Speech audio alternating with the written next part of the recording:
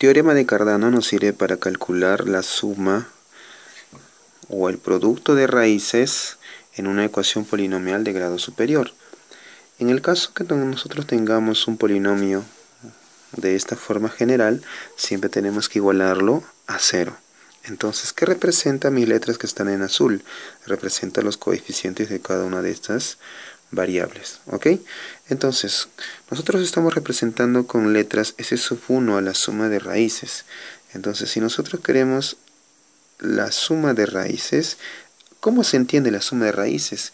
Como este polinomio es de grado n, tendría n raíces.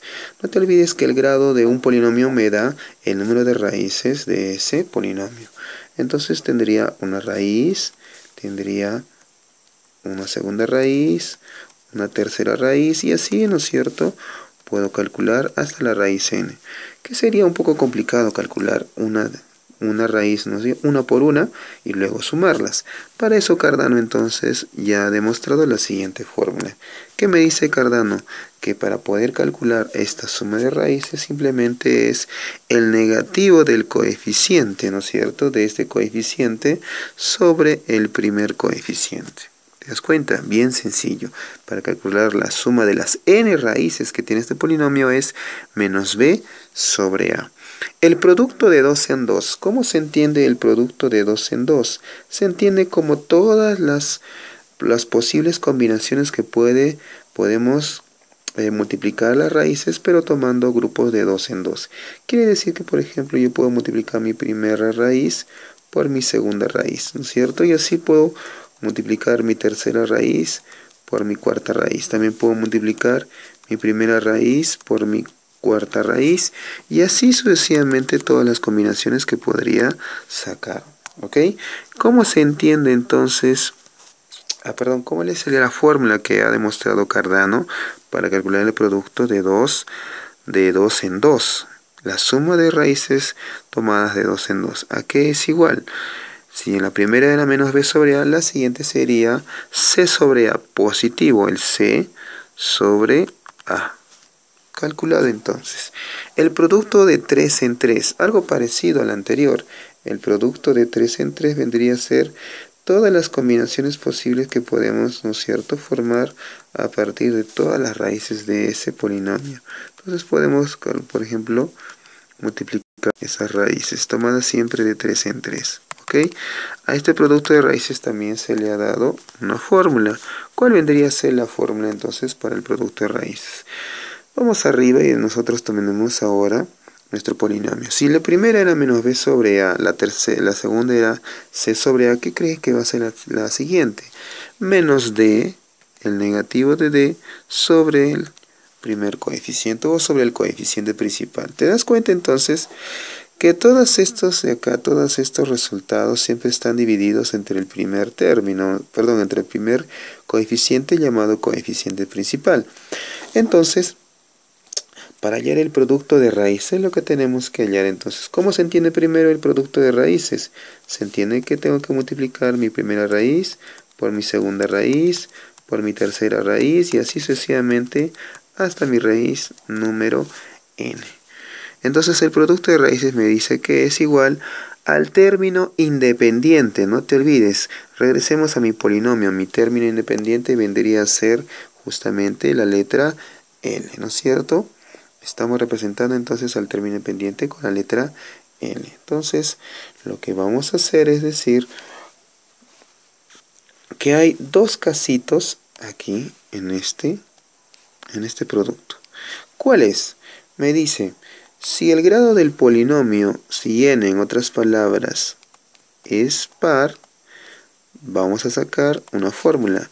Si n es impar, otra fórmula. En realidad son la misma fórmula, solamente que tiene dos comportamientos diferentes, ¿ok? Ambos son divisiones. Entonces, mi primera fórmula me dice, si n es par, quiere decir que n puede ser 2, 4, 6, 8, todos los números pares que tú conoces, la fórmula me saldría L positivo entre mi coeficiente principal. Si n es impar, me saldría menos L, obviamente, sobre el término principal, sobre el coeficiente principal. ¿Ok? Habiendo aprendido esto que está aquí, vamos a aplicar el siguiente ejercicio. Ojo entonces con este ejercicio que podría venirte en el examen. Me pide, si las raíces de este polinomio, vamos a marcar este polinomio, ahí está, son A, B y C. Hallar el valor de K si me dan esta ecuación igual a 12. Parece complicado. Entonces, nosotros tenemos que interpretar qué es A, qué es B y qué es C, profesor. Estas son las raíces. ¿Pero qué son raíces? Nosotros hemos conocido como x1, x2 y x3 a las formas de simbolizar las raíces, ¿no es cierto? Pero esta vez nos está simbolizando con la letra A, B y C minúsculas. Muy bien, empecemos a trabajar entonces primero con el dato que me está dando. Me dice que la suma de estas fracciones es 12. Vamos a trabajar. Lo que vamos a hacer entonces es aplicar el mínimo común múltiplo de los denominadores. Entonces nosotros sabemos que para sacar el mínimo común múltiplo de términos se coloca las variables que se repiten y no se repiten elevadas a su mayor exponente. ¿Qué variables se repiten? Mi A se repite. ¿Qué más? Mi B se repite y mi C, elevadas a su mayor exponente. Como el mayor exponente es 1, obviamente también, ¿no es cierto? Vamos a colocar el valor de 1 en las variables. Ahora lo que hacemos es dividir. ¿Qué vamos a dividir? Este común denominador lo tenemos que dividir entre los denominadores de las otras fracciones, que es muy sencillo división, ¿no es cierto? Esa división. Si divido este término entre este término, estoy observando que se van a poder simplificar el valor de A y el valor de B. Entonces me quedaría solamente el valor de C. Más, lo mismo hago acá, si divido este término entre el otro término, se van a eliminar el B y el C y me quedaría solamente el A. Lo mismo con el otro, ¿no es cierto? Ya vas a más o menos sabes lo que va a salir. Se elimina A con el C y me quedaría solamente B. Y todo eso es igual a 12. ¿Ok? Seguimos entonces por acá, por la parte derecha, para que puedas observar el ejercicio. Entonces, seguimos. Mira, en la parte superior me ha salido la suma de A más B más C. Ah, mira, entonces quiere decir que está sumándose las raíces. ¿Cuál sería mi fórmula para hallar la suma de raíces? Aquí está. La suma de raíces vendría a estar dado por la fórmula menos B sobre A. Regresemos entonces a mi ejercicio. Menos B sobre A, profesor. Entonces reemplacemos. ¿Qué viene a ser menos B? El segundo término, ¿no es cierto? Este término que se encuentra aquí. Ese viene a ser menos B. Colocamos entonces el menos B. Pero, profe, la fórmula ya trae menos. Con este menos que está aquí, se colocaría más. Más 4. Entre. ¿Cuál es el término o el coeficiente principal? 3. Ya sabes que toda la fórmula siempre trabaja con el término, con el coeficiente principal. Dividido entre el producto de raíces. Mira, es el producto de raíces. ¿Cómo se halla el producto de raíces? Justamente aquí está. El producto de raíces me dice, hay dos formas de poder encontrar el producto de raíces. Si el exponente es par, es positivo. Si el exponente es impar, negativo. Como es un polinomio de grado 3, el 3 es impar, me saldría entonces la segunda fórmula donde me sale negativo. Término independiente entre el coeficiente principal. ¿Cuál es el término independiente? 6K.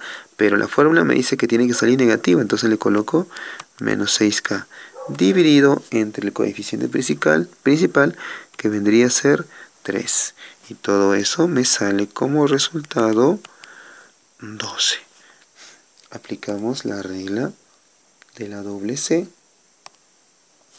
Entonces la C pequeña y la C grande. ¿Ok? Si aplicamos la regla de la doble C, nosotros entonces tendríamos que multiplicar. La C grande siempre va al numerador. 3 por el número 4 dividido 3 por el número menos 6K. Y todo es igual a 12. Como ves, hay unos términos que se pueden simplificar, que sería el 3 y el 3. Que en otras palabras, nosotros si regresamos Desde ya nosotros anteriormente ya podríamos haber dicho que se van y se van. Luego podemos, ¿no es cierto?, simplificar este 4 con este 12, sacándole cuarta. Cuarta de 4 vendría a ser 1 y cuarta de 12 que vendría a ser 3. En otras palabras, la nueva fracción que me ha quedado vendría a ser 1 entre menos 6 veces k es igual a 3. Este denominador pasaría al otro lado, ¿cómo? Multiplicando. Entonces me quedaría 1 es igual a 3 por menos 6 sería menos 18 veces k. Ese menos 18, este menos 18 que está al lado de k pasaría al otro lado, ¿de qué forma? Dividiendo, ¿no es cierto? Vamos a dividir entonces 1 entre menos 18 y esto es igual al valor de k. Por último, si uno de los dos es negativo, el valor de la fracción me saldría negativo. Como ves, el valor de k me ha salido menos 1 sobre 18.